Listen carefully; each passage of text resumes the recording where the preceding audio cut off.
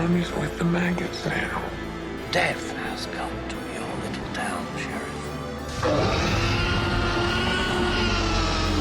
Well, hi there. Hello and welcome to Would You Die, the show where... Get away from her, you bitch! I'm Austin Torres. And I'm Anneliese Petersmark. Anneliese, there's only one quote I could have done. Yeah. It's an extremely quotable movie, but there's only one I could have done. Correct, yeah. What are we talking about today, my friend? Today, we are continuing Alien August, and we are going to talk about the second movie in the Alien franchise, That's Aliens. Right. That's right. Now there are two of them. This is getting out of hand. There are more than that. So, yes, we are continuing our month with Aliens, the second film in the franchise, like I said. Brief synopsis. Again, we have Ellen Ripley, who at the end of the last film went into cryosleep on her way back to Earth. Unfortunately, she never makes it. And she instead wakes up in a military base, like a futuristic military base, 57 years after she first fell asleep. The military is insistent on recruiting her for her help to go back to the planet that she just left, as the human colony that has since settled there has lost communication with the military base and the planet. So they go back. And then what? Aliens. Dun, dun, dun. That's the name of the movie. Yes. So we are into Aliens. Aliens is a 1986 film, so it is 7 years after the original. Mm-hmm. And it took like years to develop. There was lawsuits, there was like a lack of enthusiasm with 20th Century Fox, there was management changes, and finally James Cameron was hired to write the story for this movie. Big Jim. A little known filmmaker. You might have heard. Yeah, everyone knows Big Jim. Yes. That being said, this was his third feature film that he was the director of. Yep. He had done Piranha 2: The Spawning and a little known flick called The Terminator before he hit Aliens. But it was a big swing. I mean, really, he was relatively inexperienced in the world of like directing feature-length films, but he had worked in film for a long time before this. Yeah, James Cameron comes from the Roger Corman school. Mm-hmm. And if you guys don't know who Roger Corman is the king of the B-movie and just made all kinds of movies in the 50s, 60s. As a director, kind of moved more into a producing role in the 70s and 80s, still directing, but not as much. Like in the 50s and 60s, he'd use the budget of one movie and direct two. Mm-hmm. He'd just go boom, boom, boom, boom, boom. And like Jack Nicholson comes from the school of Roger Corman. Bill Paxton was a Corman alum. There's a lot more. Jonathan Demme was a Corman alumni. Mm-hmm. Jonathan Demme being the director of Silence of the Lambs. Yeah. Kind of a big deal. There's more. I was not prepared to talk about Roger Corman. I was prepared to talk about James Cameron. Joe Dante was a student of Roger Corman. Yeah. Well, he was kind of off of before he did Piranha 2: The Spawning, James Cameron had been carried out the special effects for John Carpenter's Escape from New York. Mm-hmm. He was a production designer on Galaxy of Terror. He consulted on the design for Android. So he had already been doing a lot of consulting on other movies. I think Galaxy of Terror was a Roger Corman picture. It was. And he was a miniature model maker at Corman Studios for a long while. So he had been in the industry for a while, but was kind of coming freshly off the success of Terminator before he decided was hired to write Aliens. He actually was in talks to write Aliens before Terminator too. before Yes. Terminator as well, but then when Terminator got the green light, he had to push Aliens back, and that kind of contributed to the delay of Aliens from Yes. Alien. It was, I will say, probably well worth it for reasons we'll talk about later. Do you want to tell the legend of James Cameron, or do you want me to? No, I want you to. Supposedly, and I take this as fact, because if you ever watch a James Cameron interview, he just seems like that dude. Yeah. James Cameron went into the meeting to pitch a sequel to Alien, Mm-hmm. looked the executives or whoever he was supposed to be talking to in the eye, wrote Alien on a chalkboard or a dry board or whatever, wrote an S next to it, then put a line through the S to make a dollar sign. Mm-hmm. That's Big Jim. Yeah. So there's a quote from James Cameron about it. Mm-hmm. He says, I had lunch with a big shot producer when I was about to start Aliens who said, this is a no-win for you. If your movie's good, Ridley will get the credit. Yeah. If it's bad, it's all you. It's a career ender. I said, yeah, but I like it. I was maybe a dumbass fanboy, but I could see it so clearly in my head that I just had to go make it. And yes, it's true. I was in a meeting with the studio head and the executive producer, and I turned my script over, and on the blank side of the last page, I wrote Alien. Then I drew an S on the end. Then I drew 2 vertical lines through the S and held it up to show them. Maybe it was just Pavlovian conditioning when they saw the dollar sign closely connected to the word alien. Or maybe it was the confidence I projected. But they said yes. That is big motherfucking Jim. I mean, listen, James Cameron's not exactly afraid of having big balls when it comes to his This swings. Mean more to some listeners than others. I think this will mean a lot to you, Anneliese. I was listening to a podcast and they said that James Cameron was a Leo. Yeah. Yeah, that feels very right to me. He is a Leo, August 16th. Oh, wait, August 16th? Yeah. That's my grandma's birthday. Happy birthday to your grandma. They're the same people, actually. They are the same people. You can't tell them no. And you truly can't. I mean, look at like even just people of like my generation and younger are probably mostly gonna know James Cameron from the Avatar movies. Yeah. At least in our lifetime, right? I mean, like Titanic came out in 1997, which is when I was born. Mm-hmm. But Avatar came out in 2009. I remember being a child. The second one did not come out until I was an adult, like Right. well-established post-college in my career. And fun fact, actually, I went on a first date with a guy who made me see Avatar: The Way of Water when I had not seen the first movie. Made is crazy. Made is wild. Hey, Jeremy, if I had known it was going to be 3.5 fucking hours long, I probably wouldn't have gone. I'm not going to lie. It's a James Cameron movie. Thank God for Big Jim. And now we don't have to pay a producer. But anyway, so yes, James Cameron got the green light to make this movie finally. Before you move on, can I go on one more James Cameron tangent? Of Because course you can. I think you'd like it. Yeah. I heard a story that when he was trying to get funding for Avatar, he was having a meeting with a couple of, I think, Fox executives. And this is after he made Fox all the money in the world from Titanic. So much money that they built a new building for Fox. Like, they're just whatever. And they're having this meeting, and the studio heads are being stingy. And James Cameron is like, look around. You know the building you're in? I fucking built this building. He's something else, man. What a guy. And even if you don't like his movies, you gotta respect the man. Like, might have the biggest balls in Hollywood. Yes. Just wild. Please continue. I don't want to distract anymore. No, that's okay. It's time to move on to our personal connection. So, Austin, when do you remember seeing this movie for the first time? You know what? That is a good question. I want to say I was in high school. Okay.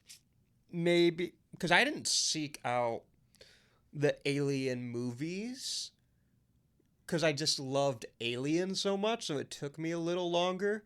But I'm pretty sure, because I had, if I remember correctly, us as a family, we got our first Blu-ray player in 2011. So I was halfway through my high school career.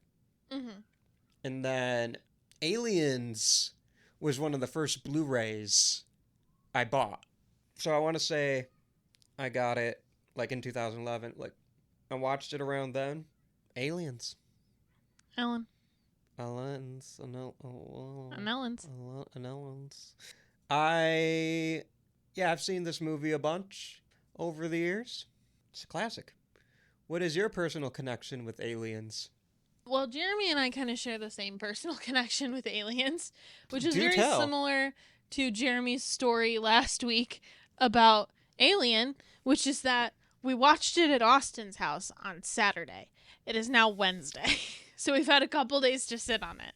That's it. That's the story. Did you guys know any of like the pop culture references to Aliens? Because it's a pretty famous movie. Like what? Can you give me an example? Because I don't think so. Get away from her, you bitch. No. Game over, man. Game over. No. I didn't really know anything about this movie. I didn't even know Sigourney Weaver was in it.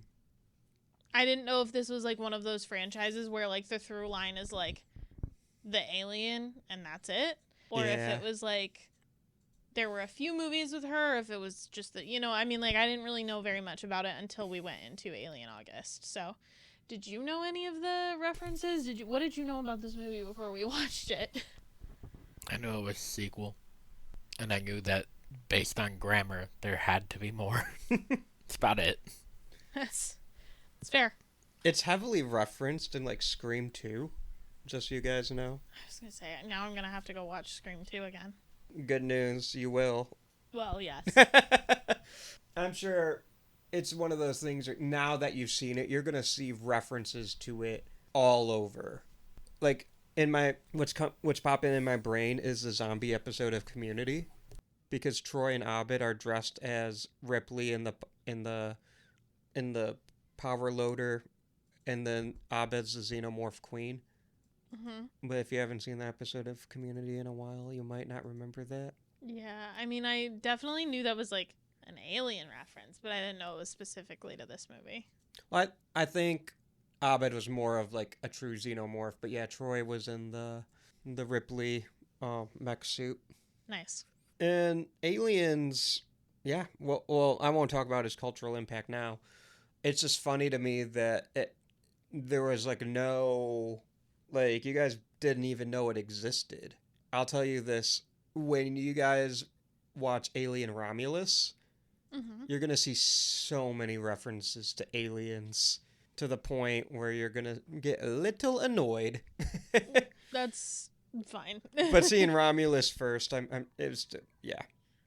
Let's get into it. So, yes, so some historical context. We've kind of already talked about it, but it took a while to make. There was pretty immediate discussions for the sequel, but 20th Century Fox wasn't really sold. And they were going through major upheaval at the time. Right. Like, Alan Ladd Jr. was, like, supportive of it, but then he left, and then Norman Levy was concerned about, like, the cost, and then, it was just kind of a whole thing.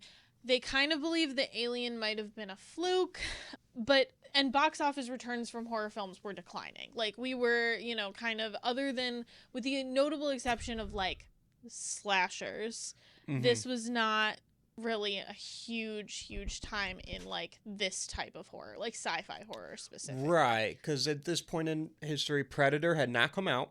Right. The Thing was a bomb. Right. The Thing didn't get reclaimed until, like, the kids watched it on VHS. Which is so surprising to me, but either way, And science fiction as a whole as well, because, like, Star Wars was huge, but, like, Blade Runner flopped. I mean, E.T. was huge, but E.T.'s different. But yeah, in the 80s, it was all, for horror at least, it was all slashers and vampire movies, it feels like. Right. Slashers, vampires, and Stephen King. Yes. Well, and then there was a lawsuit. Right. So Brandywine is the production company of Alien. And Fox used Hollywood accounting methods to declare Alien a financial loss, which in the contract for most movies, generally, there's like a base number that the production company will get in profits. And then if you can prove that it's a financial success, whatever that means in the contract, they get extra money. Despite the fact that Alien earned over $100 million on an $11 million budget. And this is 1970s, 1980 right. money. They declared it a financial loss so that they didn't have to pay that extra money to Brandywine Productions. So Brandywine sued. They did settle in 1983, and part of their settlement was that Fox would finance the development of Alien 2. Mm-hmm. It was not required to distribute the film, but they would finance the development. They ended up distributing the film. But and they're probably thanking God they did. Yeah, absolutely. So project failures, project stall, whatever. We're back. Mm-hmm. We're reviving it. Cameron spent a lot of his free time during the production of The Terminator trying out ideas for Alien 2 because he had low expectations for The Terminator, which is funny because, right, you know, Terminator was also delayed because Arnold Schwarzenegger was doing Conan the Destroyer. So Cameron had some time on his hands to develop Aliens for a couple years before he was able to actually direct. So he finished the script in February 1985. That was hours before Hollywood's writer's strike in 1985. It's just a production. It's one of those stories where the production is just riddled with conflict before we even get started. Oh, and then we get started. And then we get started. We're at the easy part of this. It gets worse.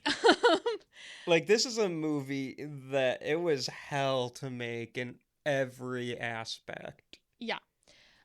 First of all, number one, Sigourney Weaver rejected initially. Mm-hmm. She was like, I think it's just being made exclusively to make money. I don't really, need this. It's fine.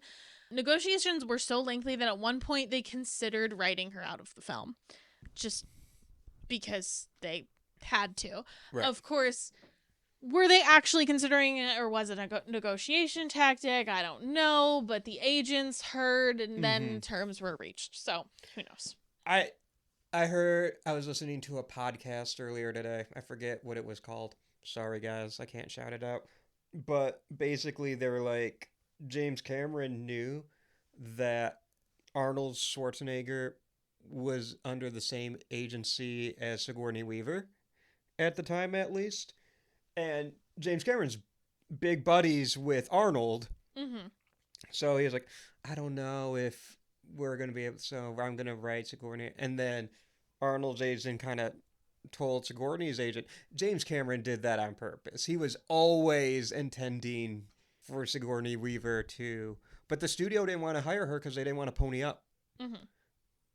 They didn't actually pursue her because they're she's gonna balloon the budget. Mm-hmm. She had $1 million payday on this one. Yeah, she did. First actress to ever since Elizabeth Taylor for, right? Yes. Yeah, for Cleopatra. And the biggest of her career up to this point by far. Right. Thank God for the Alien sequels because, but yeah, at the time, Mm-hmm.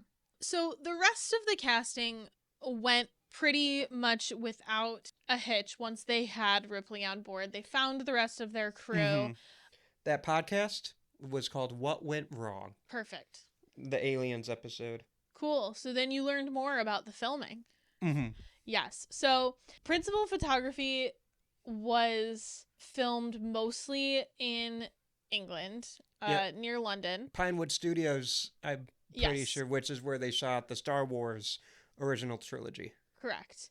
Also, James Bond, a lot of the MCU, this is a pretty prominent one. It's lower cost to film in England, which is great. James Cameron didn't really know anything about British film industry traditions and Right. union rights in England. Unions. He came from Roger Corman. No, well, yes, but So this was a culture shock. yes. So they had tea breaks, Yeah. which is an hour every weekday. And he was very angry about this. They went home at reasonable times. Right. Like, they protected themselves. Like, yes, they were as you should. We're pro-union on this podcast. Yes, but, exactly.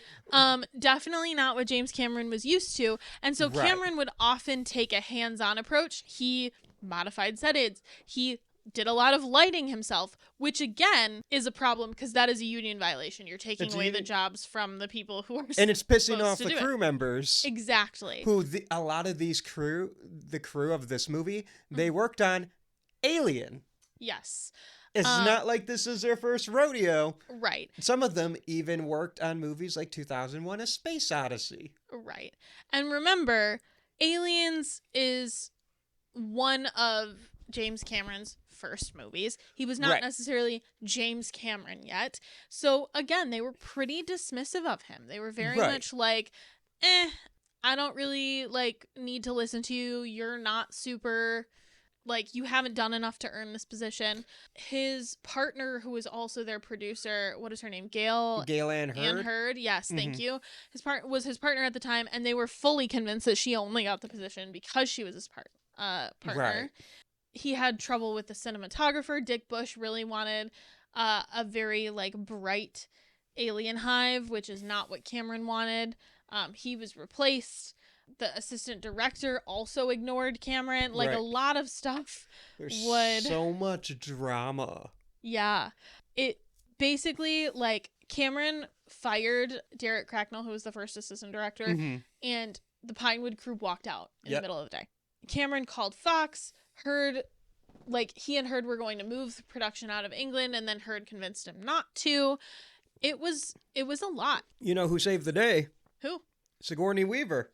Okay, tell me about it. She was the one that, because she had worked with a lot of the crew on Alien, she knew them, she knew where they were coming from, but she also believed in James Cameron, so she convinced the two parties essentially to come together, work out their feelings, basically have group therapy, and she convinced the crew to, listen, this young guy, he's going to be something, we're going to make something special, stick around, it'll be good. And then she convinced him, hey, you have a vision and you have the passion, but you gotta have the leadership. You have to take the crew, there's union rules. And they ended up finishing the movie.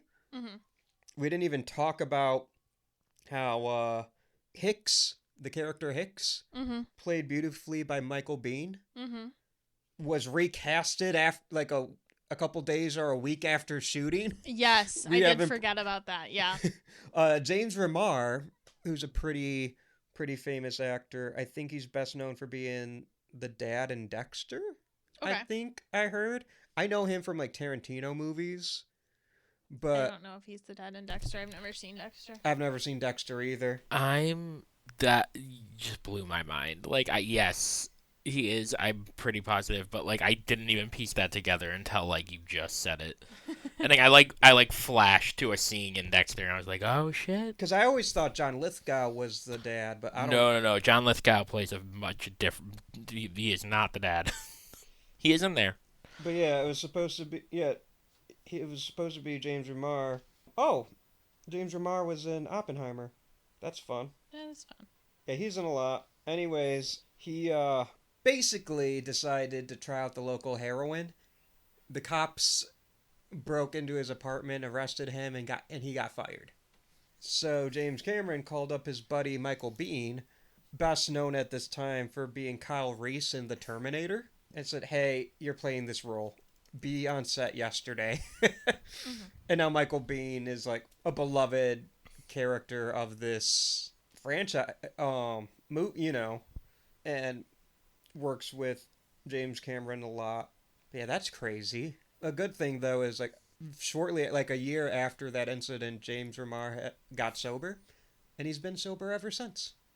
That's Awesome. And he's still working, so Yeah. sometimes you gotta fuck up bad, Mm-hmm. but then that can get your act together, So we love second chances and people find like getting their shit together. It's awesome. Mm-hmm. Yeah, I mean, like, there was a point, the work environment for him, like, I don't think that necessarily this type of a work environment would have been great for somebody in active addiction. Right. So it's probably good that he was able to kind of step away and take care of that. And it all worked out. Mm-hmm. Yes, and How and it go should've. on to have a successful career. Right, exactly. James Cameron at one point said to the crew, to their faces, imagine if you were in this room, because this is crazy to me. This has been a long and difficult shoot, fraught by many problems. But the one thing that kept me going through it all was the certain knowledge that one day I would drive out the gate of Pinewood and never come back, and that you sorry bastards would still be here. That's James Cameron. So, like, here's the thing, is I don't know if he's a good guy to work for, but he makes good movies. So I hear he's got better. I fucking hope so, dude. That's crazy. But Aliens, well, he's very early in his career. Sometimes you got to learn how to lead. Mm-hmm. And I just assume he got better because a lot of people who worked with him on this wouldn't have come back to work with him. Mm-hmm. For example, Sigourney Weaver. Yeah. She has worked with him multiple times. Well, and he seemed to be very receptive to her feedback and everything, Right. because there was a lot of improvisation on this set, and one of that was a lot of that was Sigourney Weaver discussing with James Cameron, like, hey, I think that this is how Ripley would act in this scenario. Mm-hmm. I think this would happen instead of this. And he was really receptive to that, because he was like, yeah, you've played the character before. Right. You know this person better than I do. So. And I don't think the crew is entirely without blame because they didn't respect him at all. Yeah, I definitely think it can be both things. I think it was, I think it comes from probably an extreme misunderstanding. And when you're young and in the industry and you've mostly worked on right. B movies, independent films, that kind of stuff, you wouldn't know this. But an extreme Right. lack of understanding on what a union is and does and how they function and what is important for a union. Like, for example, the rigging of the lighting himself. Right. He's like, in his mind, and I'm assuming, but in his mind, he's probably like, you know what? I know how to do this stuff. I've been a PA. I've been on sets my whole life. I've been a special effects person, whatever. I'll just do this since I want to get done. And when everybody comes back, then we can just start shooting. Right. And then they come back and the lighting people are like, you've made our jobs obsolete. Now we have to go report you to the union. And that's, I mean, like, that's just comes from a lack of understanding, I think. But don't forget that, like, the director of photography, James Cameron will say what he wants. Yep. And the director, no, you want this instead. Oh, yeah. No, absolutely. And I think that's the other thing. That's where I'm saying, where it's like the crew's not entirely blameless and Yes. Thank God Sigourney was there to bring the... Mm-hmm. Because, yes, James Cameron's the director, it's on him, but the crew dismissed him from the get-go. Mm-hmm. And another story we're not even talking about the movie, we're talking about how this movie got made. Well, this is all historical context. And it's so fun. Yeah. This was a very troubled production. Oh, yeah. But James Cameron, I think at some point he recognized that the crew didn't know who he was, so he had just recently finished a Terminator. He set up multiple screenings. Mm-hmm. Because this isn't like, hey, I'm going to, like, put on a DVD. No, this was, Yeah. VHS wasn't even a thing at this time, really. They were extremely expensive and really early in those days. So he set up several screenings so the crew can watch the Terminator and be like, oh, we're in good, he knows what he's doing, we're in good hands. Right. None of the crew went to any of those screenings. Mm-hmm. Not even to see what he was all about, because they couldn't give a shit. Right. So I think it's one of those things where it's like, it was just egos clashing. Mm-hmm. And I see where both sides are coming from. I don't think either one's a villain, And I don't think either's without blame. But they all got their shit together. They made Aliens. Yep.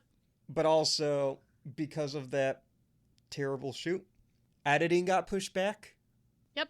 Which means music got pushed back. Yo. James Horner. Does that tell you the James Horner story? Oh, yeah. James Horner was given technically 6 weeks to Yes. score Aliens, but filming and editing were behind schedule, so he had to compose it in 3. And we'll talk more about how prolific James Horner is. Yeah, but this was James Horner and Cameron's first collaboration. They had known each other because they both worked for Roger Corman, Yep. but this was their first collaboration. It will not be their last, but that's a shock. Yeah.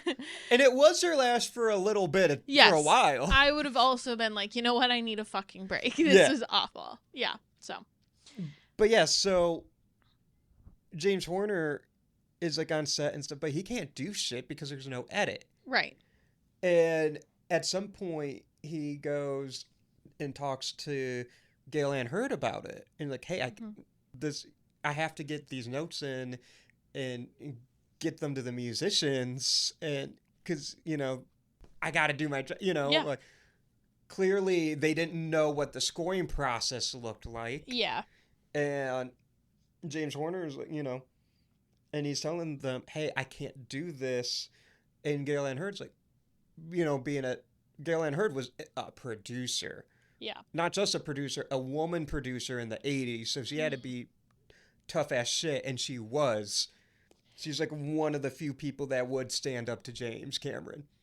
She's also, can we talk about, like, not that this is, like, important or anything, but, like, it's not important to her career. I want to be very clear. Can we talk about her 3 husbands, though? Let me finish my James Horner thing. Then we'll go back to her. Well, let's put a pin in that for 1 second because I didn't know about that, and I'm really interested. Okay. But she tells James Horner, well, if you can't do it, we'll find someone who can. Mm-hmm. Which is a very, like, tough-ass shit producer thing to, I get where she's coming from. And James Horner says, if you find this person, let me know because I would love to meet them. Yeah. I would learn so much from them. Mm-hmm. That's such a baller response. Yeah. Yeah, that's like 2 head-to-head, like, motherfuckers, Right. And James Cameron and James Horner, James Cameron has said in an interview, like, with Aliens, he didn't have exactly what he wanted musically because he didn't give James Horner the time to do it. Mm-hmm. So when they were recording it, he had to just take it. Mm-hmm. But then there was a lot of musical editing in the movie, and James Horner, that really pissed him off. Yeah. So it wasn't until Titanic that they worked together again. Mm-hmm. And James Cameron, having a decade of more experience, especially on this level of filmmaking, he was able to bring James Horner back and be like, hey, I got better. Yeah. And he told him, if I want to work with you again, I know how to communicate better with this portion of it. Like, and James Horner says, okay, let's do it. And you know what? They both got Oscars from it. Mm-hmm. But we'll talk a lot more about James Horner later in this episode. Let's talk about Gail Ann Hurd's 3 husbands. Okay, so Gail Ann Hurd, here, first of all, I want to be very clear. Her production, like, filmography is crazy. I mean, obviously she's got The Terminator, Aliens, Terminator 2, Armageddon, like, Hulk and The Incredible Hulk, both of them. So this is a very strong example of, like, power attracts power, because her first husband is James Cameron, right? Yeah. They get married in 1985. They get divorced in 1989. Very short-lived relationship. Her second husband, even shorter relationship, only 2 years, but they have a daughter together. Brian De Palma, who we have talked about before. What? Harry. Yeah. I was not expecting that. Yeah. And since 1995, she has been married to Jonathan Hensley, who did Jumanji, Armageddon. He wrote Armageddon. Oh, he's a writer. Yeah, he's a writer and a producer, but he wrote Jumanji. Okay. He wrote Armageddon. He wrote the entirety of the Young Indiana Jones Chronicles. Okay. That's how he got his start. I was about to say, he didn't direct Jumanji. No, that's he my did not. boy Joe Johnston. He did not. But okay, he writer, producer. wrote and directed The Punisher in 2004. Oh, okay. He wrote. So he's a director as well. Yeah, he wrote and directed Kill the Irishman, which is one of my favorite crime. I don't think films. I've seen it. It's like a historical crime film. It's from 2011. It's kind of about the mafia, but very good, very underrated film. Yeah.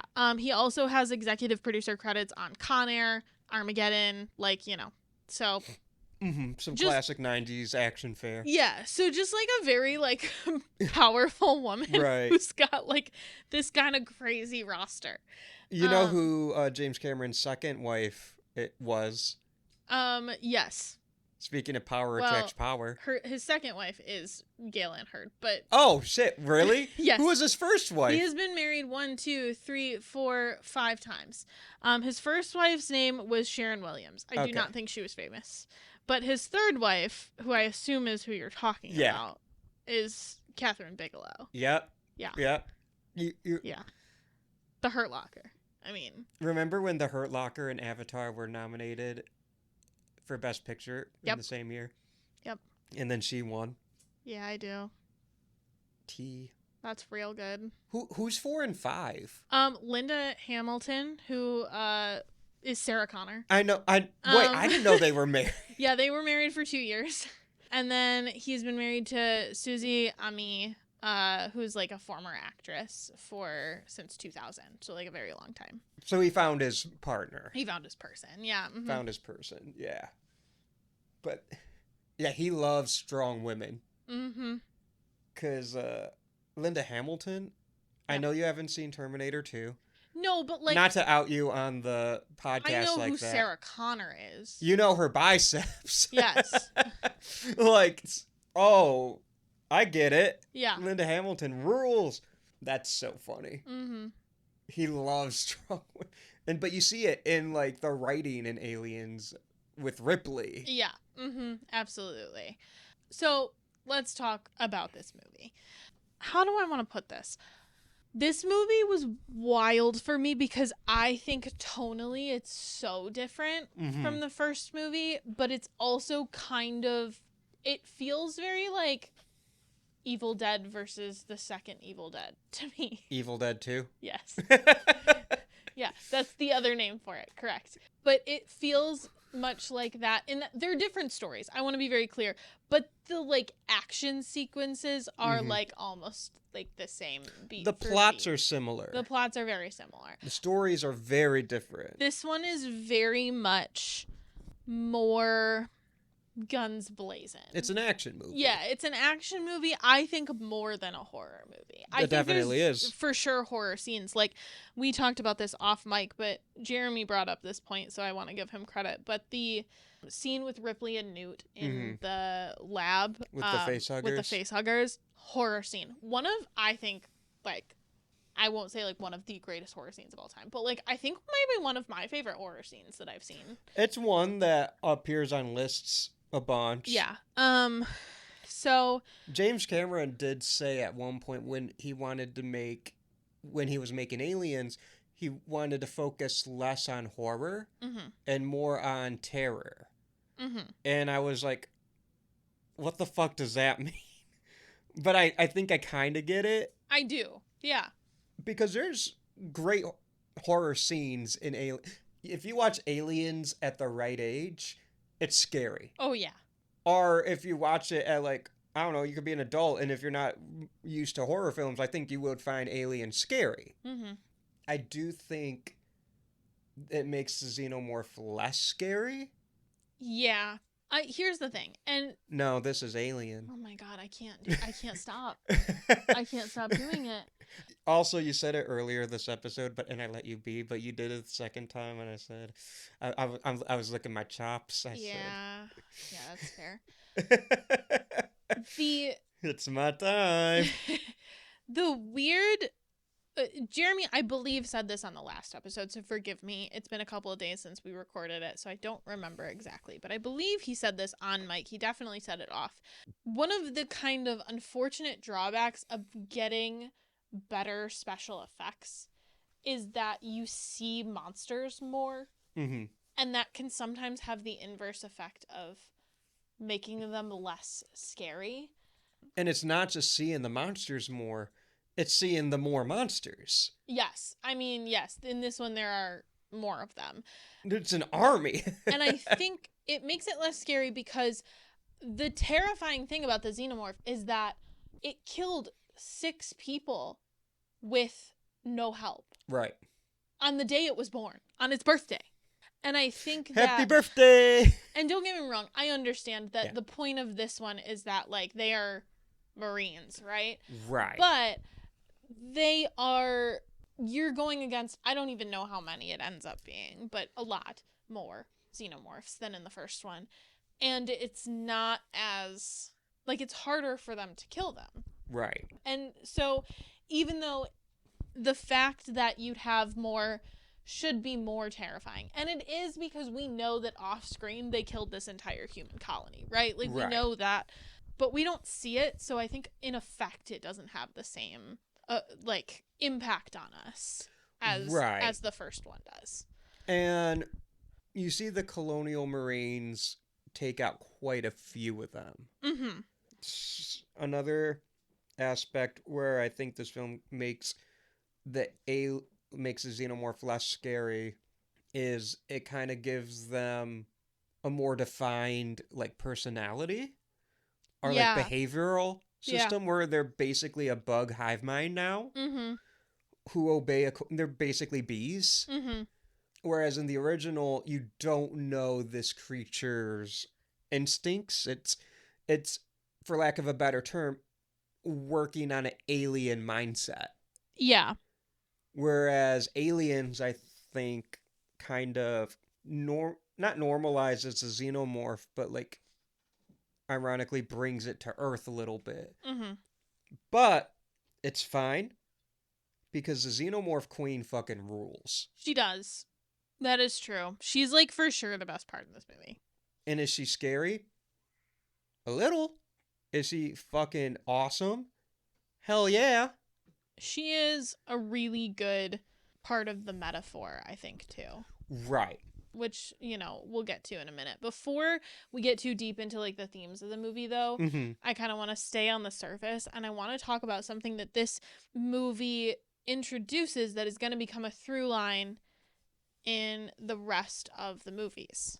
Weyland-Yutani. Yeah, because in the first movie, it's just a company. It's just the company. We know that it's in the background, but, like, it's not as we know going into this movie that it's very insidious, right? Right. Because in the last movie, until the end, until the plot twist, and, you may be able to guess the plot twist before it comes because of foreshadowing And living in America. ability to read the room, but you don't know for sure that they're an evil company. You're just like, oh, yeah, they're, like, supposed to go check out SOS, whatever. Great. Right. And this one, like they say it. So the fact that Weyland-Yutani's representative is the person who is talking to Ripley at the beginning, letting her know, like, hey, we're going to go investigate this thing. Mm-hmm. She knows what's going on here. She's Right. already very suspicious. She's like, listen, I know you want this thing. So there's no way that that's not what you're looking for. So it's much more... It transforms the company from a, like, background, like, just name to, oh, this is going to be a through line in the entire series. Right. Which it then ends up being. Yes. Mm-hmm. And I can confirm, having seen all the Alien movies, Mm-hmm. yes. Well, yes. I mean, I have now seen Most of them. I've seen all of them except for two. Two. I have not seen 2 of them. Technically 4 if we're counting the crossovers with the Predator, That's true. Okay. which we're not counting. And I have not seen Alien Earth, so I won't say I've seen most of them, but I've seen approximately half. I think you've seen most of them because it's Alien. Spoiler alert for next week. You've seen Alien 3. Yeah. You have not seen Resurrection. No.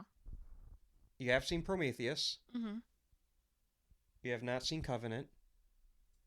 You have seen Romulus. Yes. And you haven't seen Alien Earth. So it's like 5v3. And I haven't seen Alien vs. Predator. But we're not counting those. Oh, okay. Well, I meant like if we were counting those. Then it's 5v5. Half. Then it's half, yeah. Because there's 2 Alien versus Predator movies. Which is what I said, but Austin just wanted to be right.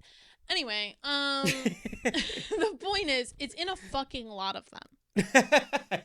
That's it. So let's move on to the themes of the movie, because this Aliens, it wears its themes on its sleeve. Yes, very much so.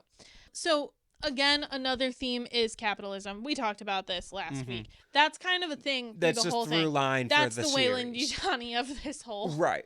of this whole shit. So we're not gonna spend too much on that. They want the fucking xenomorph. They want to develop it into a biological weapon. They don't care about humans in order to get the xenomorph. That's James it. Cameron sums up this theme of the film in one line. I don't know which species is worse, Burke. You don't see them fucking each other over for a percentage. Amen. Motherhood is a huge theme. It's in like this one. the theme It's the of this theme. movie. It becomes very obvious from the beginning with the character Newt, who is an orphaned girl who is kind of taken under Ripley's wing, that this is going to be a movie about motherhood. Yeah. There is I think you told me this, that there's a deleted scene that reveals that Ripley had a child who died. Yes.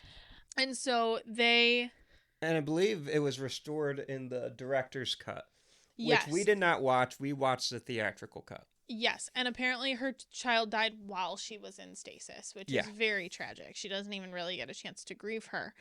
And so Ripley kind of forms this new family with Newt. This is mirrored by the alien queen. Mm-hmm. We see her at the end of the movie doing everything she can to protect her eggs. There are no paternal figures in this. There's no dads. I mean, like, I don't know what the xenomorph's biology is, or if it has a fertilizer, or if it's just a parasitic thing where it purely needs a human host. I don't know. The point is, though, is that the alien queen seeks revenge because of... She's a bad bitch. Yeah, because she's a bad bitch, but also because she destroys her kids. Oh, yeah, Ripley did. Yes. Richard Schickel has a quote that says, "Alien is about survival. Aliens is about fighting to ensure someone else's survival." Who's Richard Schickel? I believe he's a critic. Oh, a film critic. Okay. Yeah, a film critic. The difference between Ellen Ripley and the alien queen is shown in their selfishness versus selflessness. It's very obvious that the alien queen is, because of the hive mind, she is looking to further her race. She's not trying to really like her species. She's trying to protect that. It's very instinctual. It's very base level. It's why she goes after her for revenge and not sacrificing herself in that moment, not getting in the way of Ripley, but going after her afterwards. Right. Whereas Ripley is willing to sacrifice herself for Newt. Like, that is a thing.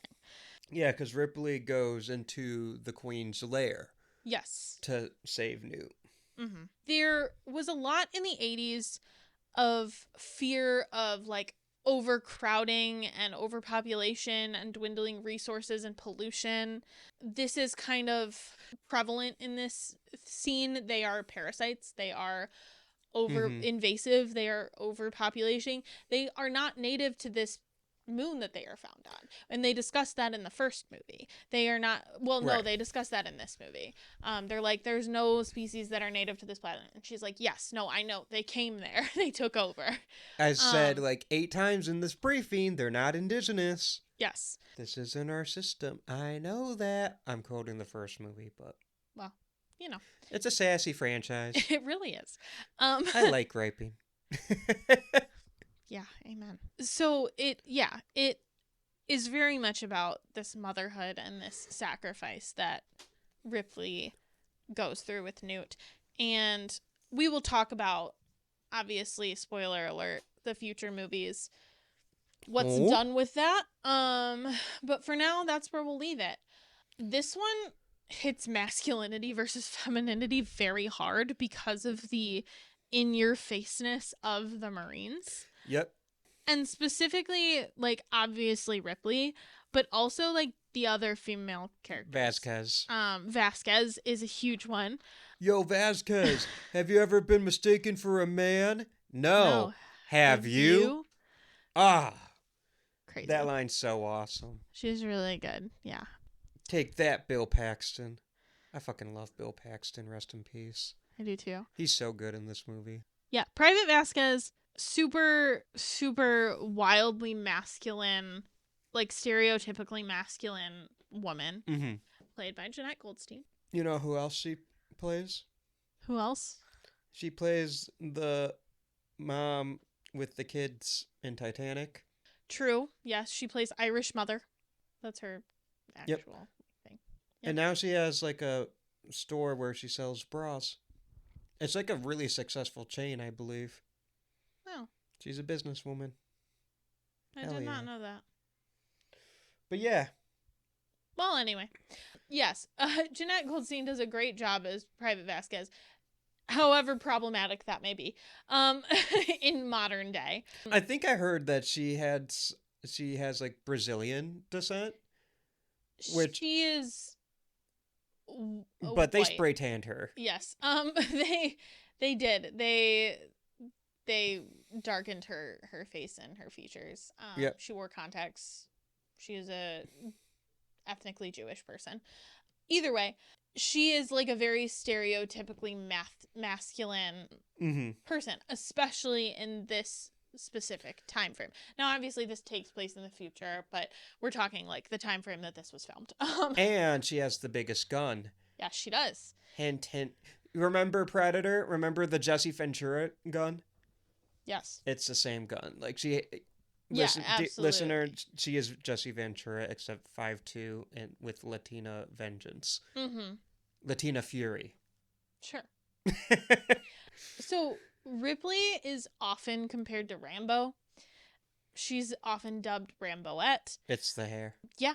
So Cameron really tried to give Ripley these maternal instincts to kind of balance her masculine traits. Not to take them away, but to balance them and kind of show a deeper character in Ripley. Meanwhile, Vasquez is introduced to the audience by working out. She's asked if she's ever been mistaken by a man. It was really interesting to see her in relation to Lambert from the last film. Yeah. And kind of shows the difference between... I won't get too on my soapbox about this, but the difference between the way that Hollywood, and I don't think this is not like an indictment of James Cameron. It's not an indictment of Ridley Scott. It really isn't. It's just kind of an interesting thing for how female characters who are background characters and are specifically supposed to be one-dimensional. Like these characters are supposed to be one-dimensional because they're background characters, not because they're women. I want to be clear. But it is really interesting how one-dimensional female characters change from movie to movie, because in the 70s it was very much more like she's kind of hysterical, she is representing the fears of the audience, she's very like sad and scary and gripey. I like griping. She likes griping.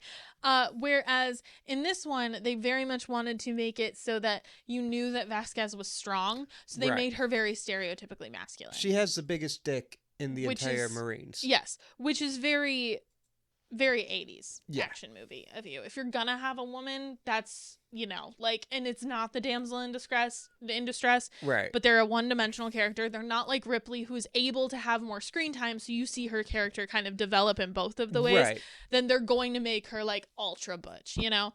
I just find that, like, interesting and kind of funny. Another interesting factoid.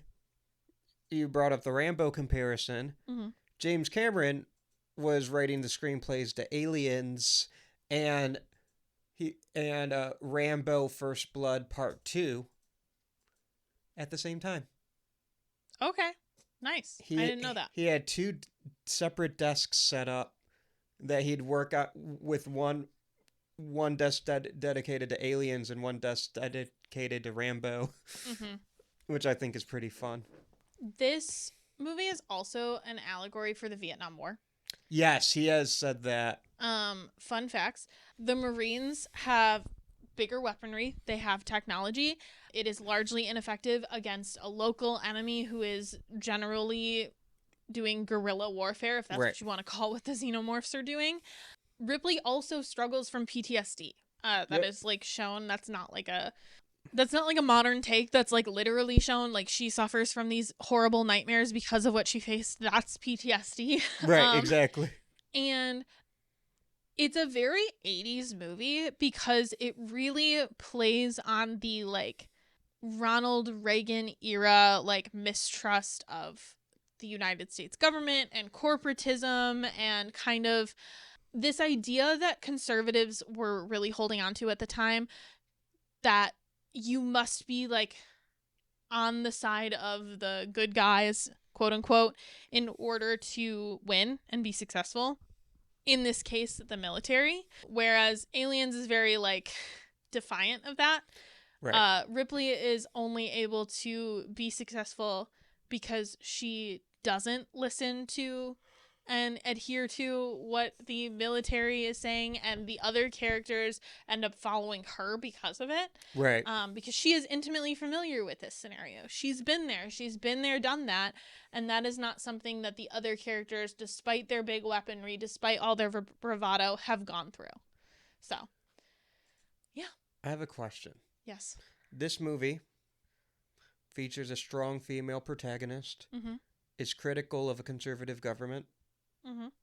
Is this movie woke? Yeah. No. Yeah, no, it's pretty woke. Suck it, libtards. I'm gonna have a glass of warm milk and go to bed. Anyway. Let's go complain about the Odyssey now. Let's, you know what? Forget this movie. Let's go talk about more woke slop. No, but this film places power in the individual instead of institutions like the military or corporations. Mm-hmm. Correct me if I'm wrong, but the Wayland Yutani, like, they own the Marines. Yes, I believe this is a privatized military situation. I don't exactly know how the governmental system of this future world works, but that is how I interpreted it as well. The alien universe is incredibly bleak. And Aliens is the most lighthearted one. Yeah. It also it's kind a feel-good movie of the franchise. It touches on Aliens is what I'm talking about now. Mm-hmm. It touches on prejudice as well, right, with the Bishop character. Something that Ripley learns from the first movie. Yes. Ripley has a bad distrust of androids. Which, don't get me wrong, in real life, me fucking too. But in this specific universe, she has a bad distrust of androids because of the fact that Ash deceived her in that he was an android and betrayed her. And Bishop is not like Ash. Bishop is openly an android. Right. And Ash was acting in the interest of the company. Yes. Bishop is not. But Bishop is a part of the company. You see where Ripley's distrust is coming from. Yes, absolutely. But she is able to learn by the end that Bishop is not the person she needs to be afraid of. Right. And he does prefer the term synthetic person himself. That is true. That's a good line too. James Cameron, what a writer. Yeah. My favorite line from Bishop is him being like, when they're like, no, you're going to go do this thing because you're not afraid. You're just a synthetic person. And he goes, believe me, I prefer not to. I may be synthetic, but I'm not stupid. Oh, Lance Henriksen's so good. Very good. I love Lance Henriksen. Any thoughts, Jeremy? I mean, no. You guys are nailing this. Doing great. Thank you. He had lots to say when we were sitting there watching the movie, but... I like this movie. I like this movie a lot. I mean, I assume we kind of figured we'd get to this when we get to like Letterboxd reviews, but this movie. You're waiting for your time. This movie is truly. It's not. I gave the first movie a 4.5 stars on Letterboxd, which unfortunately. Insanely low. Unfortunately, did prevent it from being a 5-star banger. A Would You Die? A Would You Die banger. 5-star banger. Spoiler alert for what's coming up here. In our superlians. I don't know. I love it. No, that's good. This is another 4.5-star movie to me. Oh, but okay. for different reasons. This movie's a different genre. Like, I don't know that this is a movie that I don't know that I would necessarily consider a horror first movie. I think it's sci-fi first. It's sci-fi. It's a thriller. I think it's sci-fi first. I think it's action second. I think it's horror third. Sorry. But I would agree with that. But I don't think that's a because bad of thing. its I think the movie's really good. because of its pedigree and because of its violence, it is in the horror canon. Oh, of course. Even if Yeah. it's not horror first. Well, and I think it stems from a horror icon. Like, right? Like, you can't... If I wear an Aliens shirt to a horror con, no one's going to give me a second look. Exactly. I just think that these are movies that are from different genres, really, ultimately. Right, yeah. They're almost completely different movies. Yeah. Let's talk about the cultural impact. Yeah. It's a fucking big one. It's a huge one. It got released in 1986 in trying to remember on July 18th, 1986. So we just kind of missed its as we're recording, we're like a couple days late to its premiere. As this comes out, it'll be August. But it earned $10.1 million in opening weekend. Like, it was the weekend's #1 film. It was huge, and it was like it exceeded Fox's expectations. It became the summer's top film, which surpassed Top Gun, which surprises me. I don't know if it surprises you, but it surprises me. I don't know if I'm more surprised or more like, hell yeah. That's fair. I think one of the two movies, I think one is significantly better than the other. We have different opinions on which one it is, but I agree with you on that statement. I also don't think Top Gun's a good movie. I know you don't. That's not right. Top Gun Maverick is a great movie, though. That's so wild that you would say that. Anyway. Tom Skerritt's in Top Gun. Yeah, he is. Alien's a better movie than Top Gun. Well, Alien is, of course, a better movie than Top Gun. Yeah. Anyway. Alien's a better movie than most movies. Can we talk about Aliens? It's not as good as Alien. I agree. I don't think Jeremy does.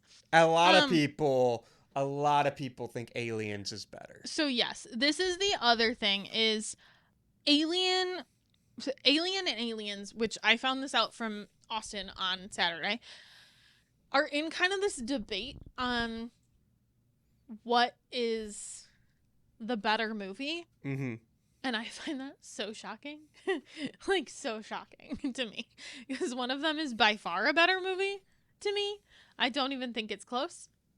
But what I will say is Aliens has all the accolades. Yep. Because guess what was nominated for 7 Academy Awards? Not Top Gun. Not Top Gun. I don't think, at least. I don't actually know. I actually don't know either. I just said I'm just being a hater. I'm looking it up. Top Gun got nominated for 8. Top Gun won 1, but I don't know if it was nominated for 4 awards. Yes, suck it. No. And it lost to Aliens in one of the categories. Suck it, Top Gun. No, that 4 nominations and a win is really fucking incredible. Like, come on. I'm just being I'm being a hater. Do you know what the Academy Awards are that it was nominated for? And do you know which ones it won? Top Gun or Aliens? Aliens. Okay, I gotta make sure. It's 7. I'm pretty sure it won for visual effects. It did win for visual effects. Can we shout out Stan Winston, the GOAT? We can. Stan Winston, the GOAT, designed the Xenomorph Queen, as well as the Xenomorphs in this movie. Mm-hmm. I have a hot take. I don't think the Xenomorphs look great in this. Well, the puppeteering is amazing. It's Stan Winston. Mm-hmm. I don't love their designs in this movie. Okay. I think they got it right in the first movie. Mm-hmm. I don't love, like, the ridges on the head and whatever. The Xenomorph Queen is perfection. Yeah. I love the Queen. Stan Winston. But also, when it comes to Stan Winston movies, Aliens is not in my top 3. You know what my top one is. I mean, yes. And you probably know Anyways, I love Stan Winston. He's the GOAT. Is your top one Jurassic Park and is your second Predator? Yeah. Third Aliens? No. Third The Thing? I don't really count The Thing because that's more Rob Bottin. I know he worked on it, though. I'm counting, like, the movies where he led the charge. It's Terminator 2. Oh, okay. For me. That makes sense. Not Iron Man? It is pretty good work in Iron Man. Yeah. I do love... I love a lot. Also, Pumpkinhead is up there. I love Pumpkinhead. I know you're not a big fan of the movie, but I think character design-wise, he also did Edward Scissorhands, and I think that's a very, very good character design, in my opinion. He did good work. Okay, so that's one Oscar. Sound editing and sound mixing? Best sound effects editing was the category. Okay, so the sound hasn't been split at this point. Mm-hmm. So, and it won for that, right? Yeah, there is best sound and best sound effects editing. They were two different categories. There were two. Okay. I know Sigourney Weaver was nominated and did not win. Sigourney Weaver was nominated for Best Actress. I don't know who won that year, but... Editing? Sorry, I was looking at who won Best Actress. Well, who? It was... Well, I didn't get there. Yes, it was nominated for Best Editing. Was James Horner nominated for score? He was. Based. Mm-hmm. Again, I don't know who won. But... That's fine. Where am I at? You are at 6. There's one more. Mm-hmm. Cinematography? It was... Production design. Art direction. Fuck it. No, that makes sense. So, yeah, altogether it was... Nominations were Best Actress, Best Art Direction, Best Film Editing, Best Original Score, Best Sound Effects Editing, which was 1, and Best Visual Effects, which was 1. I did pretty good. Mm-hmm. Not too bad. As far as scores, Herbie Hancock won for Round Midnight. Okay. I don't know if I know that score, but Herbie Hancock I was rules. like, Herbie Hancock deserved it. I don't care. I love him. Anyway. And Marlee Matlin won. For what movie? For Children of a Lesser God. For Best Actress. I can't say nothing. I don't know. I don't know anything about it, but I've also never heard of any of the other actors, or not the other actresses. I know the other actresses, but the other movies for which the other actresses were nominated. So I can't speak. This was 40 years ago. Like, everything was a lot different 40 years ago. Everything's different. Also, happy 40th anniversary, Aliens. Yeah. Good for you. So, at first I was thinking when we were planning to do Alien August, like, maybe I should have waited for, like, an anniversary. I didn't realize it was an anniversary year. It also received 8 Saturn Awards, which is That makes crazy. sense. Best Sci-Fi Film, Best Actress, Best Performance by a Young Actor for Hen, Best Supporting Actress for Goldstein, Best Supporting Actor for Paxton, Best Special Effects, Best Director, and Best Writing. Yeah, that makes sense. Yeah. So just like massive for a horror movie also. That's a really... Every time we talk about like winning or being nominated for Academy Awards, that's a huge part of it. Is like horror movies now are starting to get their flowers. They were definitely not then. And Alien's been kind of a prestigious franchise. Yeah. Especially for... I think Alien is the most prestigious horror franchise. Because Alien was the first one was nominated for a few Academy Awards. I think 3 and Resurrection may have brought things down a little bit. 3 might have... I don't know if 3 got nominated for awards. We'll talk about 3 next week. Prometheus was nominated for Oscars. Yeah. We don't talk about AVP in terms of prestige. That was when both franchises were in the gutter. But Alien's prestige again. I don't think Covenant got nominated for awards, but Romulus did. So... I also want to talk about the fact that this movie officially set off the comics extended universe. Oh, yeah. Video games for Alien. Yeah. Dark Horse Comics, which is a very prolific They're like the third They're most probably iconic the third behind most Marvel iconic. and DC. But they are also kind of their bread and butter is continuing stories that started on screen, whether it be television or movies. Probably one of their most famous comic like long-standing series is Buffy the Vampire Slayer. They also do the Star Wars. They do Avatar The Last Airbender, but they also do the Alien series. Did they do Spawn? Yes. Oh. Jeremy usually knows comics, so I expected him to have an answer for that. I feel like he does, but I don't. I meant that you usually do. Oh, I thought you were like, I feel like he does and he's holding out. No, that's Image Comics. Oh, Spawn is Image Yeah, Comics. I'd never heard of Spawn. Everybody boo. Weird. Yeah. But yeah, Dark Horse is a big reason why Alien became the franchise it is today. Also, they had toys Yeah. for a rated R movie. The 80s were a beautiful time. No, they weren't. But we used to be a proper country. Where's my obsession, like, Nikki figure? Right. My Sinners smoke and stack double pack. There is there's like a ton of Alien video games too. Yeah. And most of them started with Aliens the movie. Yep. There's Aliens the computer game. There's a separate game called Aliens the computer game. There was a side scroller called Aliens. There was an arcade game called Aliens, which allowed players to play as Ripley or Hicks. And some levels required you to control Newt. Oh. There was Aliens, a comic book adventure, which was like an adventure puzzle game. First-person shooter called Alien Trilogy, which came out later. That's based on the first 3. Mm-hmm. There's an online game. It's like a whole fucking thing. Aliens Colonial Marines is a fairly recent game. Yeah, 2013. Mm-hmm. Yeah, Aliens.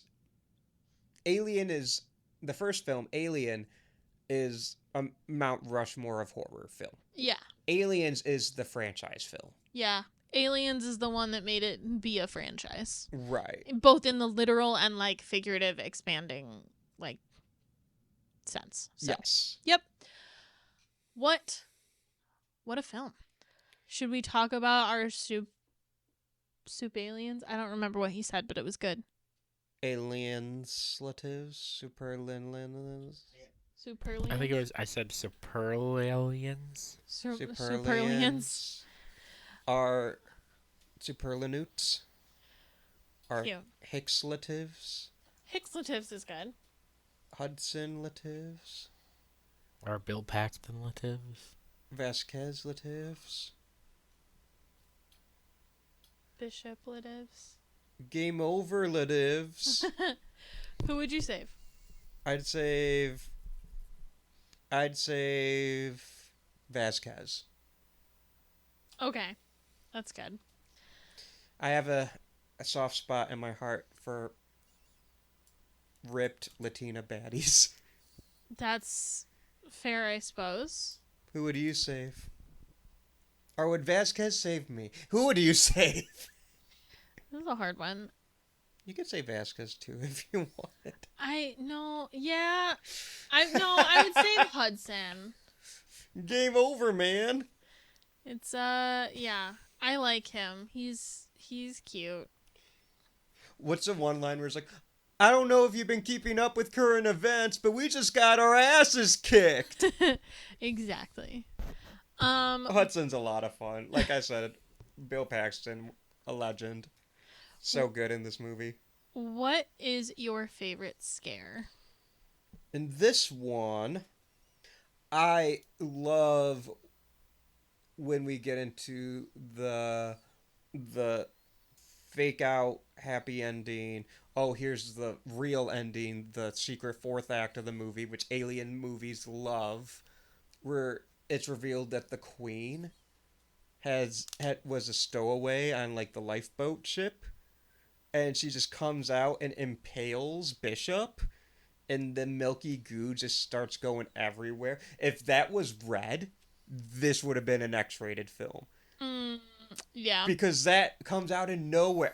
I swear, every time I watch it with someone, and myself, first time I saw it, I remember I like gasped. It's like, and and the queen just comes out. He's impaled through the back, out through the chest, and she just tears him apart. It's so awesome. It's a great scare because you don't see that coming. Yeah. And then the gore after it's beautiful. Mm-hmm. What is your favorite scare? For me, this one I think is kind of an underrated one, but it got me, so I'm going to say this one. When they first get there and they see the face huggers in the, like, tanks, Mm-hmm. and one of them twitches, oh, that got me. It's not necessarily, like, a big jump scare, but, Right. like, you're just not expecting it, because you're like, oh, yeah, of course, they took these to study, Yeah. and then one of them's alive. That's awesome. Who is your Tony Todd Award for movie MVP? My Tony Todd Award winner for movie MVP. You know how last week you gave it to Sigourney Weaver? Yeah. This week I'm giving mine to Sigourney Weaver. That's fair. There's a reason why James Cameron and Gail Ann Hurd did not want to do this movie without her, because it doesn't fucking work No. with all the people this was a great movie made by a great team who didn't work great together, but they fucking did it. Yeah. There's great work in it. She is the blood, the heart, the sweat, like Sigourney Weaver makes this movie. It's her. There's a reason why she's like the first actress to be nominated for an Oscar in a sci-fi horror film. Mm-hmm. Who is your Tony Todd Award winner for movie MVP? I'm gonna go with Carrie Henn. She plays Newt Ripley. She's really good. And I believe it was like the first time she acted. Yeah, it was. They mostly come out at night. Mostly. I liked her a lot. Yeah, she's great. Mm-hmm. I think she's fantastic. Austin, have you met anyone from this cast or crew? I have met Lance Henriksen. Ooh. Okay. And that would have been my MVP. Yeah, oh! I thought he yes. did phenomenal. I thought he was I awesome in that love movie. him as Bishop. But I think this is a movie in the franchise where I give it to Sigourney. Oh, yeah, of course. She was nominated for Best Actress. Yeah. Like, in a horror movie in the 80s. Like, yeah. that's, yeah. But I'm just going to say I gave Lance Henriksen the award back in when we did Pumpkinhead. Oh, yeah. Or I gave it to Stan Winston. I don't fucking remember. Yeah. I love Lance Henriksen, though. And I believe that's it for this one. Yes, it is. Okay. Is this score better than Jaws? No. But But it's pretty iconic. it sure fucking is. This James Horner, man. James Horner. So we talked about him before. He has a lot of different scores. Like so many scores. If you guys don't know who we're talking about, yes, you do. You Yeah. just don't know that you do. You do. He did. Oh God, where do I even start? I'm like going through an order. Well, I'll just rip off the Band-Aid and say the big one, Titanic. Well, yes, he did. He did. I was, like I said, I was going in order. But he did Aliens, obviously, and then he didn't work with him for a while, and then did Titanic. He also did An American Tail, which, fuck you, is a great movie. Somewhere out there. He also did, in the same year, he did Willow, which is a Ron Howard movie, and The Land Before Time, another kids movie. Oh shit, Willow. He got an Oscar nomination for Field of Dreams. That's a Jeremy movie. That is a Jeremy movie. It's not an Anneliese movie. It should be everybody's movie. He did The Rocketeer. He did An American Tail, Fievel Goes West. Somewhere out west. He did not do the score, but he wrote Sarah's theme for Hocus Pocus, which we talked about John Debney, I believe, in the past. He wrote The Pelican Brief. He did Braveheart. Yeah, that's a big one. Apollo 13, he got Bigger an Oscar one. nom. He did Jumanji, which we talked about earlier. Yep. He did Titanic, Deep Impact, The Mask of Zorro, Mighty Joe Young, The Perfect Storm, Mm-hmm. How the Grinch Stole Christmas, like the 2000s one. Legend. Yeah. He wrote Where Are You Christmas also. with Mariah Carey, by the way. You know who I found out plays Cindy Lou Who in that movie? Taylor Momsen. The lead singer of The Pretty Reckless. Yeah. She was also in another movie we've already covered on this podcast. And we talked about this exact thing. Repo. Oh, yeah. Yeah. I hated it. But you want to talk about topical? He did Troy. He did do Troy. I like Troy. I did too. He did The Legend of Zorro. I don't know why.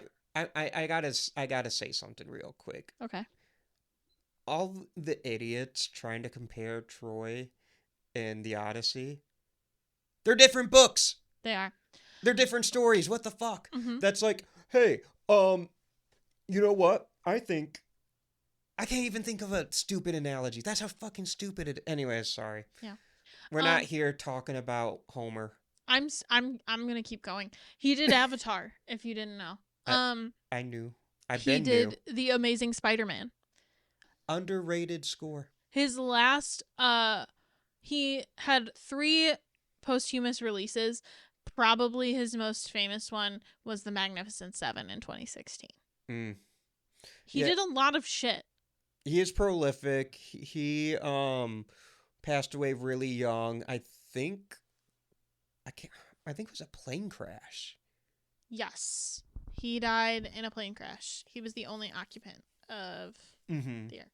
I remember when that happened. He died in 2015. It was devastating. At 61.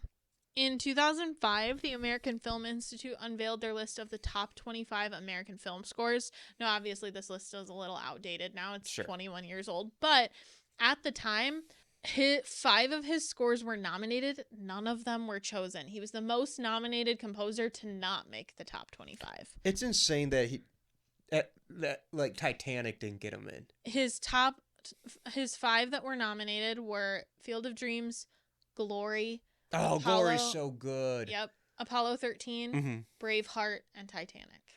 And none of them got in? None of them got it. And I'm assuming John Williams had 3 in the top 25? I'm fucking sure he did. I have no clue. I'm just guessing it's Schindler's List, Jaws, and E.T. Sounds like it's time for a detour. Wait, and 4, Star Wars. We're going to do this. Detour. We're going to go through all 25. Are you ready? This episode's so long. Let's do it. I don't give a shit. How the West Was Won, number 25. Okay. Alfred Newman. On Golden Pond, David Grusine. 23, The Mission, Morricone. 22, On the Waterfront, Bernstein. 21, Ben-Hur by Miklos Rosa. I've been rocking to the Ben-Hur score recently. 20, The Pink Panther, Henry Mancini. They both deserve to be on this list, but it's so funny to musically go from Ben-Hur to the Pink Panther. Yeah. 19, Streetcar Named Desire, Alex North. Yep. 18, Planet of the Apes, Jerry Goldsmith. Oh, that's a Goldsmith representation. Okay, based. 17, To Kill a Mockingbird by Elmer Bernstein. Yep. Sunset Boulevard by Franz Waxman. 15, Out of Africa by John Barry. Okay, 14, E.T. the Extraterrestrial, John Williams. That's my boy. 13, King Kong by Max Steiner. Let's go. That's a based pick. It is. That is such a... I love that. It's... 12, yes. Vertigo by Bernard Herrmann. Okay. 11, The Adventures of Robin Hood by Eric Wolfgang Korngold. Oh, that's a good one. 10, High Noon by Dmitry Toymkin. 9, Chinatown, Jerry Goldsmith. Okay. 8, Magnificent Seven by Elmer Bernstein. Like the original. I love that score. 7 is Laura by David Raskin. I don't think I know that one. 6, Jaws, John Williams. 5, The Godfather, Nino Rota. Okay, Jaws isn't in the top 5. I'm really interested. 4, Psycho, Bernard Herrmann. Okay. 3, Lawrence of Arabia by Maurice Jarre. Oh, is Star Wars not on this list? 2, Gone with the Wind by Max Steiner. 1, Star Wars, John Williams. Whoa. Is Casablanca not on this list? Casablanca's not on the list. Whoa, I didn't think they'd put Star Wars number 1. Yeah. I assumed it'd be like top 3 or 4, because It's fucking Star Wars. Yeah. I know you're a hater, but it's really based But at it's Star also Wars. fucking Star Wars. Is Yeah. number one. But I thought Casablanca or Gone with the Wind, or they'd be 1 and 2. Casablanca's not even up there. Mm-hmm. This is wrinkling my brain. Yo. I think that's a very different list if it's made today. Mm-hmm. I still think Star Wars would be number 1, though. I think Star Wars would be number 1 if it was done today. Mm-hmm. It surprised me that 25, however many years ago they made it. I do think James Horner gets in if they redo this list. Yeah, maybe. I hope Ben-Hur stays in, because Ben-Hur rules. Fair. Okay, a fine addition to your collection. Do you own this one? I own this one on Blu-ray. It's actually one of the first Blu-rays I've owned. I also own it on 4K Steelbook, Mm-hmm. which we watched a digital copy of. Yes. It was a great transfer, and it looked good on my HD TV. Mm-hmm. Which my HD TV is actually, for how old it is, looks great. Yeah. Oh, yeah. It's that TV's over 10 years old. Like it's. Yeah, it's a good one. I have a Xenomorph Queen Funko Pop, Nice. which an old coworker of mine gave to me as a Secret Santa gift. Cute. I'm wearing a Xenomorph Queen shirt right now, Mm-hmm. but it's not technically from Aliens. It's technically from Alien vs. Predator. Okay. Spoilers. Will you remember by the time you watch that one? Probably not. Hell yeah. I have a lot more Alien merch than I do Aliens. But I got some... Oh, and I got a really cool bust of a Xenomorph from Aliens. The Stan Winston design. Yeah. I have Queen merch, though. Like, artwork of the Queen. Like, I love the Queen. Nice. Would you own it? In order to have the complete set. Yeah. I guess Jeremy would like this one if I owned it. Yeah. All right, everybody get out your Letterboxd reviews. I guess that brings us to the inevitable. My Letterboxd review for this one is pretty simple. I gave this movie 4.5 stars and a heart. And my review simply reads, more, period, alien, period. Yes, that's the joke. Very observant, Jeremy. I gave this movie... I want you to remember that I gave Alien 5 stars and a heart. Yep. I gave this movie 3 stars. So people think this one is better than Alien, huh? Dun, dun, dun. I will say, even though I gave them both 4.5 stars, I do think that's an incorrect take. Like, I wish there were a way for me to do, like, 4.75, because that's, you know what I mean? Like You just Alien... give it 5 stars, man. Yeah. I ain't gonna, but yeah. Or, can I give one 2 hearts? Right. Anywho, what about you, Austin? I gave this 4 stars and a heart. The rare Jeremy liked this one the most. That doesn't generally happen. And That's I true. said, we all have a coworker like Hudson. Oh, 4 stars and a heart. You Heart. said that. I did say the heart. I think you did. I didn't remember. I just assume you give every movie you watch a heart. It'd be crazy. I do really love this movie. Yeah. But I think it's a big step down from Alien. And I said, so my review, most recently, we all have a coworker like Hudson. On June 6, 2025, I said, Slay Queen, yes. On August 16th, 2024, I said, I do think this film made the Xenomorph way less scary, but damn, it's so much fun. And the Xenomorph Queen is so cool. I can forgive the series diverting from horror to action because the action is so good. Also, I'm happy I accidentally watched this on Big Jim's birthday. So I guess I knew August 16th was his birthday. At one point, you probably At did. one point. But yeah, Yeah. I agree with you, Anneliese. I think between the two, there's an objectively better film, Mm-hmm. and it's Alien. But I think the reason why the debates, people always frame it as one's better than the other. I think it's more to do with people's taste. Mm-hmm.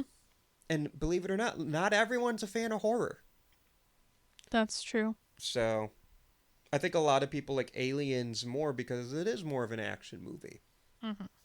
Also, the emotion on it, like James Cameron's very good at making crowd-pleasing movies. Yeah. And Alien is so fucking scary. Mm-hmm. So, that's just my take on that. I don't think there's an incorrect answer. I think it's all based on taste. Yeah. Alien is better. Yeah. What's the next superlative?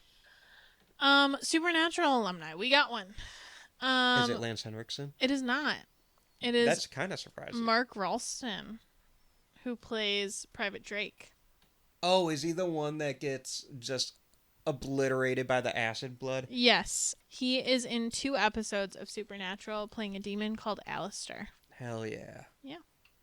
And now it's time for our special edition superlative. Crew member you want to have a beer with. It's not Hudson. Okay. I'll tell you why. Okay. Man, the whiskeys here are so expensive. They don't have the beer I like on tap. Game over, man. The jukebox isn't even working. What? Let's go to another place. They're not open, man. I don't want to hang out with that all night. That's fair. Anyways, my answer is Vasquez. Yeah, I figured that would be. Who's your answer? I'm going to say Bishop. Are you going to make him do the knife game? Yeah. That's so fucking based. Mm-hmm. What about you, Jeremy? Who would you have a beer with? Um, Can't say Ripley, remember? No, I know. And I took Vasquez. And I took Bishop. I know. You took Bishop, and that really like threw me through a loop here. Sorry. Ah, boy. You know what? I guess I would take Hudson. You can handle all that complaining? I think I could handle the complaining because I feel like, as annoying as he'd be, the moment a game of beer pong broke out, there's no one else I want on my team. He That's is so fun. fair. He Yeah. is fun. Yeah. Because Vasquez would hurt me if we lost. That's true. Austin, That's okay, though. you'd like it. I'm right where I want to be. Austin, would you die? No. Remember our rule from last episode, Austin. Why would you not die? Because Vasquez and her ginormous biceps would protect me. That's real. Anneliese, would you die? Yeah. Yeah. No, I would. Pretty much all of these ones, I think I would die. If I were in Ripley's position, I'm gonna say no because I simply would not go back. I'm not that altruistic. I'm not that nice. I would just be like, no, I'm not gonna do that. I'm But here and happy with my cat. if I was already there, then yeah. Jeremy, would you die? Similar answer to you. If I'm Ripley, no, because I'm not going back. Like, what's weird for her is, like, these first 2 movies, and spoiler alert for 3, these first, like, few movies, all, for her, take place over, like, 3 days. Yeah. Yeah. Like, 'Cause she's cryogenically frozen it's a for most of the time. It's a rough week. If I were her, no, because same thing. I'm just not going back. If I'm me and I'm just out there, in this one, I'm going to say, yeah, I die. Yeah. In the first one, I feel like I feel like I'd be able to maybe survive because it's 1 versus, like, a crew of 7. And I know only she survives, but, you know, whatever. In this one, it's more than 1, and it's a queen. I'm good. I'm dead. There's no way I make it through that. Yeah. That's why we all need a Latina baddie in our lives. Exactly, I guess. Austin, where can the people find you? The people can find me shooting my shot with Vasquez, and I don't know, let's just see what happens, baby. I love the idea of Austin being like, I'm Latino, you've pretended to be Latino. I'm talking about the character. Okay. The character. The fictional character. A boy can dream. Anyway, the people can also find me on the socials at Austin M. Torres, where you can find me on Letterboxd and Instagram. Also, not that anyone cares, I recently upgraded my Letterboxd to Patron, and I've been playing with the posters. Ugh, that's all I want for Christmas is my 2 front teeth and a patron subscription to Letterboxd. Also, you can find Would You Die on YouTube, where in addition to the podcast, you can watch my short films like Ice Cream, Spider, The Blood Witch, and the trailer for my upcoming short film, Dietary Restrictions, which recently was announced is going to be playing at the Horror Hound Rewind Weekend, which is kind of like a streaming event. Whoop whoop. So that's fun.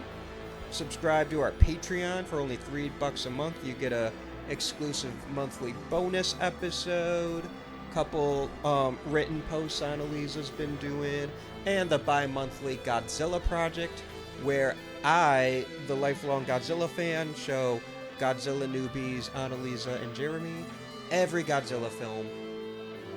We just did Ghidorah, the three-headed monster. We're going to do the next one after that. And yeah, it's fun times over on the Patreon. So we need the $3 a month so Anneliese can have a patron a subscription to Letterboxd. Yep, that's why. Where can the people find you? The people can find me mirroring my wedding look after the Queen. You can also find me at Whimsawillow on all social medias, on Letterboxd, on Instagram, mostly those two these days. Jeremy, where can the people find you?